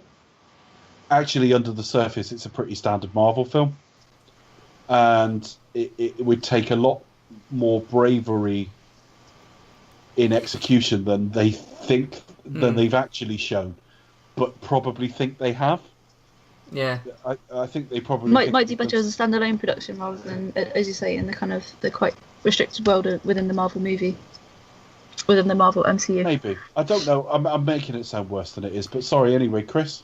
Yeah, I mean, it could very well be that the Doctor Strange 2 will probably work better for you, because, as I said before, like, this film's probably done all the heavy lifting now, so all those problems you have won't be as an issue now. So there is that possibly going forward. I get why it won't be people's favourite Marvel movie. It's one of those films where I enjoy and I appreciate it when it's on. And when I walk away, it's like I feel kind of almost indifferent about it. But at the same time, I do actually appreciate the ideas and like the experimentation of doing things just a bit differently. There is a journey there. There's also there's a hell of a journey. He goes from the most arrogant human being you've ever seen to literally letting himself be killed anything up to hundreds, if not thousands of times. Yeah, definitely. For the sake of humanity, yeah. And but there is wastage here. Mads Mikkelsen's just like, why get him to do this one? Like, just why? You could have literally hired anyone in that film to do that performance. Any bog standard actor, it wouldn't have made any difference. It just feels like such a waste for it to be Mads Mikkelsen. But anyway, most of the cast are great. I'm looking forward to see what happens with Mordo, with I can never pronounce his name, Chuchurechfor. I think I've said that right. That was close enough. That was pretty close. Chuchurechfor, yeah. But Tilda Swinton's great in it as well. So yeah, I'm looking forward to see what they do next time around. But yeah, for me, it's kind of generally up to middling Marvel film, if that makes any sense. I mean, the thing is, for everything I've just said, it's kind of good enough. I didn't walk out hating it. Yeah. And it feels like Marvel, which is quite difficult when you think the average viewer doesn't know the source material, and this has got to fit in the same world as Iron Man and stuff. So I think they've actually done a very good job in one respect. Just I wasn't sure. I'm hoping Doctor Strange proves me wrong. I'm not sure he can lead a film. He was, but I was perfectly happy with him in Infinity War. Nice to have as this sort of acerbic side presence in a scene. But there you go. Yeah, I mean, we'll get to Infinity War, but it's quite amazing that in fact you have Doctor Strange, Iron Man, and Spider-Man and Guardians kind of working together, and it doesn't seem jarring. No, it feels overstuffed, and I will argue that when we get there. But like the constituent parts play nicely enough. Yeah. I think it's a better piece of filmmaking than film. That's probably fair. I think it's a towering achievement, but the end result is not as good as people were losing their shit over last year. I have a feeling Endgame will be. I've kind of bought into the fucking hype a little bit on that, but we'll see. I think killing off, in inverted commas, some of the characters will just give everything a bit more breathing space. Because it wouldn't be as busy. Infinity War, they just had to throw everything in, and I know why they had to do it, but it hurt the film. It's a bit too much, yeah. I totally. It's even worse than Civil War for that. But I think I'm talking so harshly about Doctor Strange, and the thought occurs, it might be I don't know enough about it, Chris. I don't know enough about him. I'm not giving him his full credit. If only you've had some facts to assist you in that. They have to be fun. It's been a long evening on the end of a film I don't enjoy that much. Well, of course, because, what facts aren't fun? Well, I think we've got a partner on here who is not our sexual partner, who is who has an excellent track record of combining things that are factual and enjoyable. Becca. Yes. Drum roll, please. Thank you. I got some really long facts, so you have to bear with us, please. That's all right. We'll pad this shit out a bit. Thank you. Well, I found one that was quite interesting, and then I found two more, and I was like, oh, they're also quite interesting. Oh, okay then. Fun facts number one. This is not really fun fact, but also at the end of the film, there's a message that reads, driving while distracted is hazardous to your health. Right. Which I think is quite funny. So it basically warns against dangerous driving, as we see in the film, but it's also part of a running joke in the Marvel movies about these health messages being at the end rather than at the beginning. Right. Well, it's a joke in this film, isn't it? Reading the warnings after you've done the silly spell, which works as a joke. So yeah, obviously number two, Stanley's cameo is on the bus reading Aldous Huxley's The Doors of Perception, which recounts Huxley's experiences while taking LSD and he was various laughing other his drugs. ass off at it. Yeah, obviously I think that's hilarious, but obviously I think to a certain extent you have to think, obviously it is the kind of mid-60s, 70s. There was a lot of that going around at the time, and Marvel have always vehemently denied, there's no drugs during the creation, especially with the character of Doctor Strange, but you have to think, really? And maybe that's why he's laughing. Maybe that's why he's like, oh, that's hilarious, What, Stan Lee taking LSD? Fucking never. Well, no, it's just one of those things. I would like to read that book, though. I would like to read more Huxley's work. Definitely. Especially Brave New World. I need to. Yeah, doing well. I can for sure recommend that. I'm always interested in those kind of sort of strand of sci-fi, sort of alternate worlds, and kind of what ifs and those kind of things. So it's probably the one dystopian book that actually looks like it's closest to what might actually happen. Oddly. Yeah, it is. It's pretty much kind of there, unfortunately. Yeah, I think it's pretty much one of the more like believable ones, I guess. It could actually happen in real life. Fun fact number 3: the Sanctum Sanctorum is located at 177A Bleecker Street in New York's Greenwich Village. Should you ever want to go there? I think it might be a shop now. But it's a very trendy part of town, popular with artists and wizards alike. And wizards alike. Yeah, I was going to say another word, but I decided not to. Fun fact number 4: Mads Mikkelsen's brother Lars provides the voice for Doctor Strange in the Danish dub of the 2007 animated movie of the same name, and he also appeared previously against Benedict Cumberbatch's Sherlock Holmes as Charles Magnuson in Series 3, Episode 3, His Last Vow. And I've also, as my epic fun fact number 5, I have this really interesting fact from IMDb.com, which I thought was really interesting.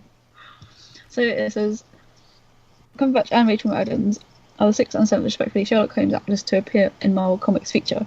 Also Christopher Lee plays Sherlock Holmes, 1991.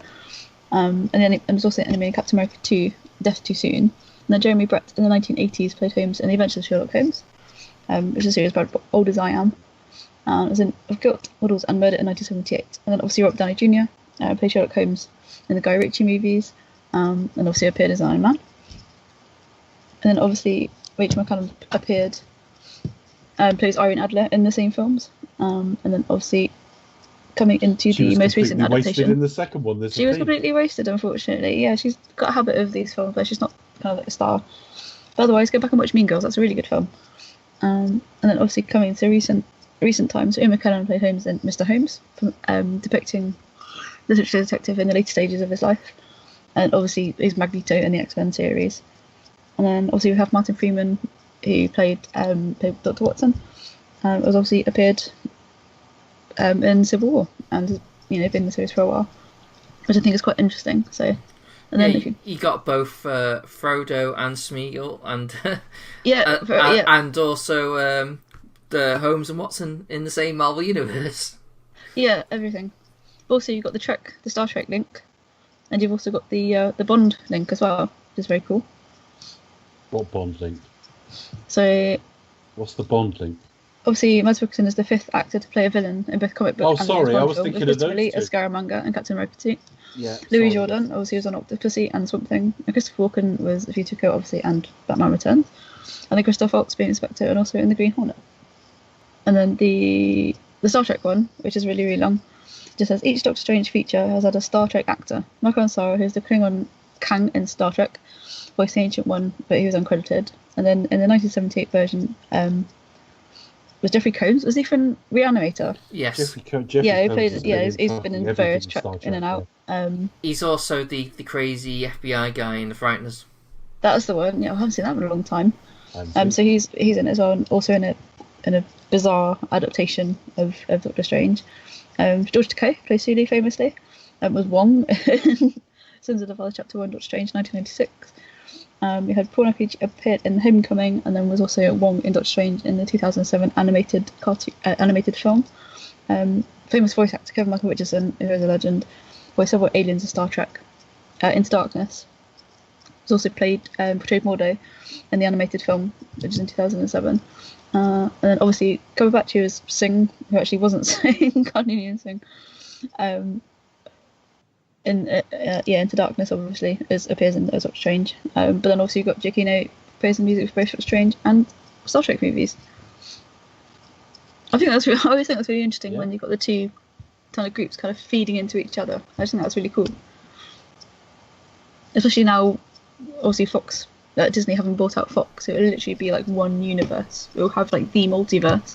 Oh, you got to wait for Disney to get their hands on Warner Brothers, and then that'll be it. That'll be it. I want to know about The Simpsons though. Please let me. I hope they've been saved. The Simpsons. It's years past its best. I know. I thought it was quite funny. Freaking let it die. Yeah, they need to end it. They need to end it now.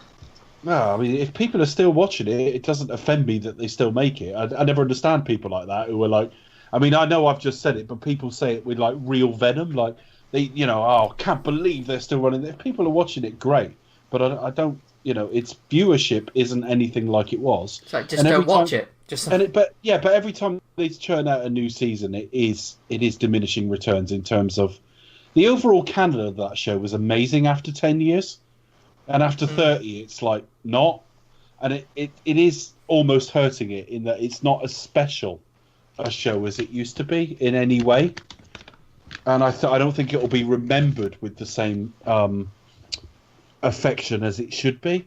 But just don't watch it. It's no point. It's like if they want to keep putting it on, that's fine. But it wouldn't be my first worry in the merger. Believe me. Can you imagine if they're still like making like Friends or something like that? There are far more deserving properties out there of like Disney.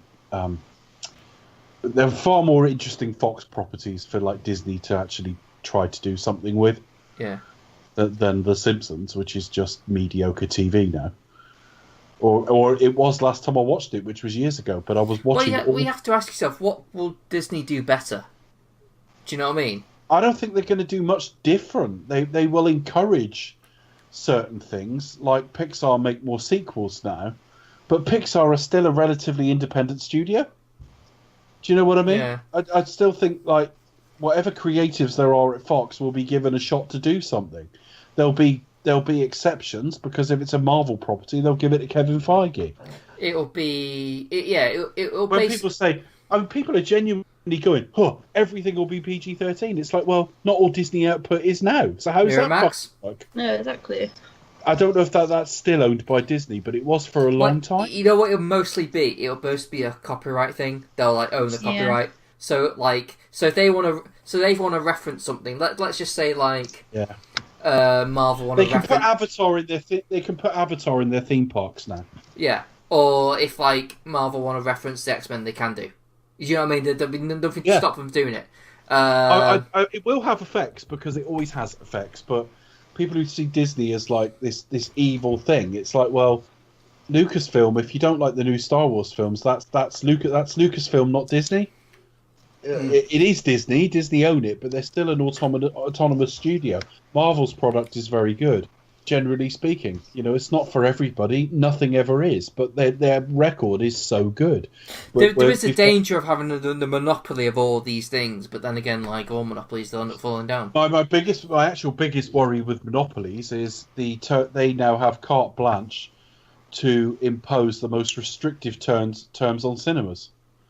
Yeah. And say, you will show, if you want this film, you have to take that film, and if you take that film, you have to take it on these terms, and you'll have like films in a guaranteed number of it'll be like it is now, but more so.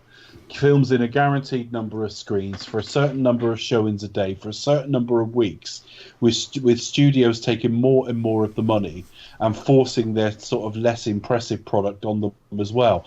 That's where a monopoly worries me. It doesn't worry me in and of itself they own different studios, because those different studios have different regimes under the hood. Yeah. I suppose how you look at it, really, because you could even like say, like, even let's just say the different studios themselves all kind of are part of the same group anyway. So it's just like it's just like, well, what relative are we talking here? But yeah, you're right in terms of that is a worry. Plus also the fact that they got the streaming service apparently coming out, haven't they? So they're gonna like basically they need content for that as well. So the more they own, the better. I mean, they did have to sell some things apparently to get it through, but it's not really the point. I'm uneasy with it only from that perspective of cinemas won't catch a break now. Home release, distribution channels won't catch a break now. And that could be negative, but I'm not worried that they're going to suddenly, have a PG rated Deadpool. I know they put a film out at Christmas, but if they make another Deadpool film, it'll be R rated. I don't think they're that stupid. They're not going to make an Alien film that's like PG rated. They'll still do hard R things. They own Touchstone as well. And they own 20th Century Fox. So I think these films will come out with 20th Century Fox on them. Yeah, you're probably right in terms of like, let's say Deadpool, for example. Like, it has every. I'm not saying it definitely won't happen, but it's the same chance that it would have happened if Disney didn't own it. Do you know what I mean? Yeah. Well, they didn't at the time. That one at Christmas. I tend to think you'll carry on having output put out under the different headings, the different banners, and I think Fox might become to Disney what once upon a time United Artists was to like MGM. It's slightly more adult, grown-up imprint, but I don't know for certain. I don't think they know for certain. I think they're still trying to figure it out. But I don't. Ownership doesn't worry me from a filmmaking perspective. It worries me from a film distribution perspective. Yeah, it really does. I don't know. Yeah, it's because that's exactly what it is, isn't it? Any more, folks? What, for fun facts? Fun facts, or We haven't got much fruit, have we? There hasn't been much in the way of your fruity corner. There was an apple. There was an apple. Who, and actually, the apple went everywhere from brilliant to awful. So you can give it any review you like now. Well, there you are. I think you just said it. What else to say? Oh yeah, Tony Todd did original recording of Dormammu. Really? When they were trying to figure out whether... Yeah, so if it wasn't going to be Cumberbatch, it would have been Tony Todd doing the voice. That would have been a better idea. But there you go. Yeah, but then I can kind of see that. Yeah. I suppose we had puppy news last week. Oh, yeah, random puppy news. Hang on a minute. Before you go in, have you got some? Because before you go into it, I've done a jingle. Yeah, so let's hear this jingle. Come on. No, I need to edit that because you were so clearly aware I've done one. It's meant to be a bit of a surprise. So hang on, let's try that again. On that, I've done you've got some. I've done a jingle. Dave, wow. Oh, for fuck's sake, Becca. I tried to sound like I didn't know what you were on about. No, I know, but now you sound. It sounds like an infomercial. There's got to be a better way. Right, let's try this again and act fucking natural. I'm not going to say anything. Right. Well, one of you, right. Right. Let's try again. So, if you got some, I've done a jingle. I couldn't sleep last night, so I've done a jingle for puppy news. I've worked really hard on it. Do you want to hear it? Let's hear it. All right. Here it is then. How much is that dog in the window? Puppy news. Hilarious. I can tell you worked all night. Oh God. I'm really impressed, you sound very serious. Right. No, I just thought it was quite funny. My puppy keeps on bringing things into the garden, so last week she brought in a worm, and then last night she brought in a snail, a poor little snail. It's like literally you're playing that forever game of what's in my dog's mouth, and very often it'll be like a twig or a stone or a leaf. No, it's a snail. Thanks, pup. So yeah, just thought I'd let you know. That's a bitch, folks. She is quite literally. All right. A bitch. Well, more on that successful segment with less faux surprise from Becca in future weeks. We should really call the segment "Life's a Bitch." Life's a bitch. Yeah, but I'd have to redo my jingle now. I did that about 3 o'clock in the morning because I couldn't fucking sleep. You wouldn't get Patty Page to sing that, would you? What? Life's a bitch? Well, I could just say life's a bitch over it, I guess, because it's kind of lazy anyway. Let's be honest. I put very little effort in. But yeah. All right. News. I wonder if you get away with that as a sitcom idea. Like, one person and their female dog, a life's a bitch. Yeah. I think it's been done, probably. In this episode, Dolly has a stash sniffed. Hijinks ensue.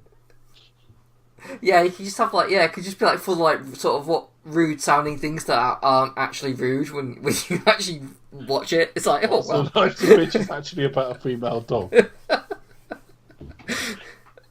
Alright. You can find me at the Pasty Kid 1976 on Twitter. You can find me at Cinematronics on Twitter, and you also find all the old shows at cinematronics.co.uk. And you can find us on Twitter at They Expect Us to Talk. You can also drop us an email, which is talk@gmail.com. Of course, find us on Facebook. Type in "Do You Expect Us to Talk?" And you can also find us on all good streaming sites, iTunes, Podbean, Stitcher, and various other places where we might be. Podbay is another one that we recently discovered. We'll try to get on there if we can. And you can also visit Chris's website, and you can also find us on YouTube. Okay, so we're well into phase 3 now. It's all going pretty well. We're about to move into 2017, which is the first year in which Marvel released 3 films. First up is next week's show, which means Becca. Do you expect to talk will return with Guardians of the Galaxy Volume 2?